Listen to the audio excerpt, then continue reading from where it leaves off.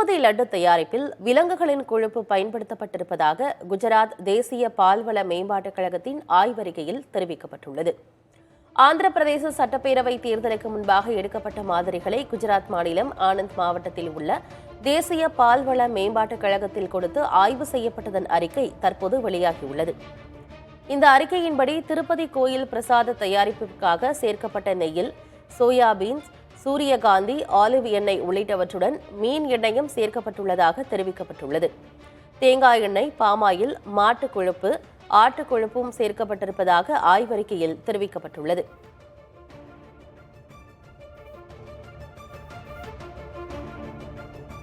ஜெகன்மோகன் ரெட்டியின் ஆட்சியில் திருப்பதி லட்டு தயாரிக்க விலங்குகளின் கொழுப்பு சேர்க்கப்பட்டதாக முதலமைச்சர் சந்திரபாபு நாயுடு குற்றம் சாட்டியுள்ளார்.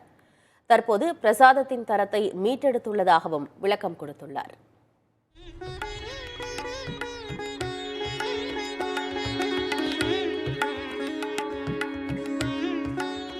வழக்கமாகவே திருப்பதியில் பக்தர்கள் கூட்டம் அதிகம் இருக்கும். இப்போதோ பெருமாளுக்கு உகந்ததாக கருதப்படும் புரட்டாசி மாதம் ஆரம்பித்திருக்கிறது.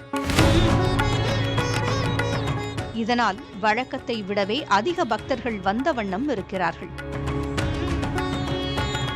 கோவிலுக்கு செல்லும் பக்தர்கள் மற்ற பிரசாதங்களை விட லட்டை விரும்பி வாங்கி வரும் நிலையில் அந்த லட்டு தயாரிப்பில் புதிய புயலை கிளப்பியிருக்கிறார் ஆந்திர மாநில முதலமைச்சர் சந்திரபாபு நாயுடு.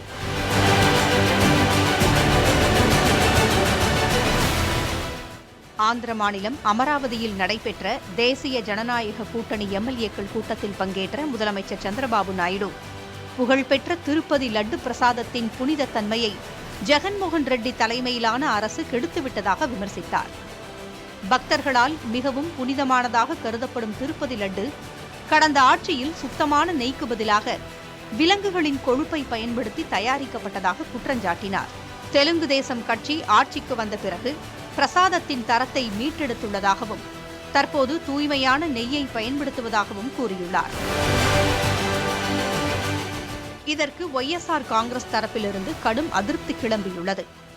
விஜயவாடா வெள்ள மீட்பு பணிகள் போன்றவற்றில் ஏற்பட்ட தோல்விகளை திசை திருப்பவே தற்போது திருமலா பிரசாதம் குறித்து அவதூறு பரப்புவதாக ஒய்எஸ்ஆர் காங்கிரஸ் தரப்பிலிருந்து பதிலடி கொடுக்கப்பட்டுள்ளது.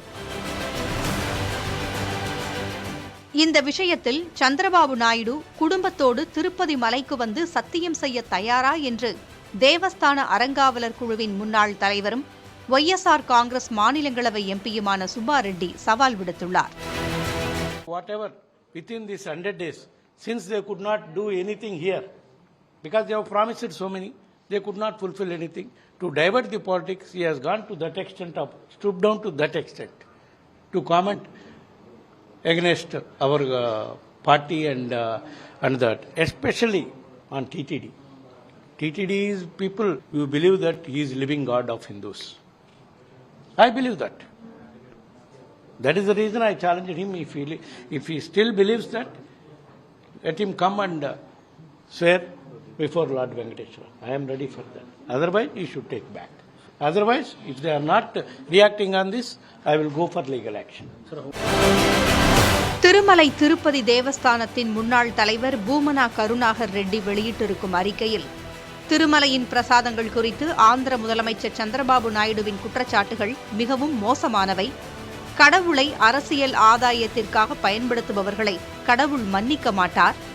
அரசியல் எதிரிகளை கடவுளின் பெயரால் குற்றஞ்சாட்டுவது சந்திரபாபு நாயுடுவுக்கு புதிதல்ல என்றும் பூமனா கருணாகர் ரெட்டி விமர்சித்துள்ளார்.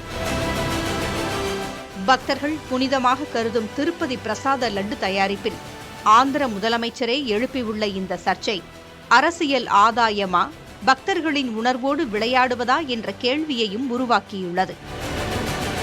புதிய தலைமுறைக்காக ஆந்திராவிலிருந்து செய்தியாளர் தினேஷ் குணகலா.